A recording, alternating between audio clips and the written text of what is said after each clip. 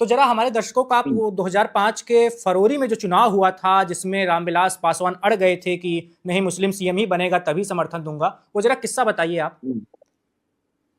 बिल्कुल, 2005 में बिहार में विधानसभा के 2 बार चुनाव हुए। आपने सही फरमाया है। फरवरी में जो चुनाव हुआ था उसमें लोजपा किंग मेकर बन के उभरी थी और लोक जनशक्ति पार्टी के साथ महबूब अली कैसर जैसे नेता जुड़े हुए थे, जिनके बेटे यूसुफ सलाहुद्दीन को आज डिप्टी सीएम बनाने की चर्चा भी चल रही है। उस चुनाव में आप 2005 के चुनाव से 3 साल पहले जाइए।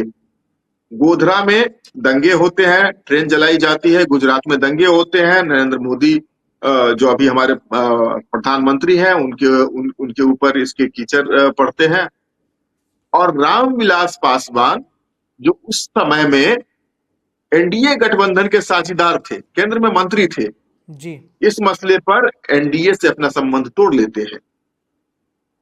2004 में यूपीए बनता है, रामविलास पासवान यूपीए में शामिल होते हैं, केंद्र में मंत्री बनते हैं। अब आता है साल 2025। साल 2025 में जो चुनाव होता है तो रामविलास पासवान की पार्टी लोजपा अपना स्टैंड बनाती है, माइनस आरजेडी माइनस बीजेपी, क्योंकि आरजेडी से उनका पहले से संबंध अच्छे नहीं रह गए थे, हालांकि बाद में फिर वो संबंध अच्छे हुए और बीजेपी से उन्होंने 2002 के बाद संबंध तोड़ लिया था। तो Ramvilas Paswan minus RJD minus BJP की जिद पे अड़ जाते हैं। कुछ दिनों के बाद उन्हें समझ में आता है कि वो शायद गलती कर रहे हैं, क्योंकि उनके विधायकों के भागने की हॉर्स ट्रेडिंग की बातें होने लगी थी।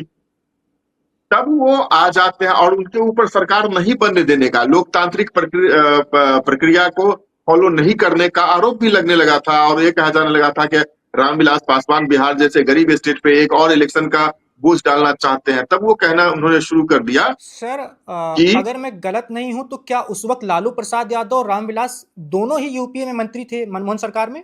दोनों ही यूपीए में मंत्री थे, दोनों ही 2004 में जब यूपीए बनी थी दोनों ही यूपीए में मंत्री थे, लेकिन स्टेट लेवल पे, रीजनल लेवल पे दोनों में बहुत अच्छी दोस्ती उस समय में नहीं थी। 2004 की बात मैं कहूँ, 2005 की बात मैं कहूँ तो वो इस पर अड़े हुए थे, माइनस आरजेडी माइनस बीजेपी। उसके बाद उन्होंने जिद पकड़ ली कि मुस्लिम सीएम बनाओ। वो डिप्टी सीएम नहीं बोल रहे थे, वो मुस्लिम सीएम की डिमांड कर रहे थे। अब लालू जी जैसे व्यक्ति जो जेल जा रहे थे तो राष्ट्रीय जनता दल में अच्छे लीडर्स के रहते हुए उन्होंने राबड़ी जी को सीएम बनवाना मुफीद समझा। वो कैसे किसी मुस्लिम को सीएम बना सकते थे?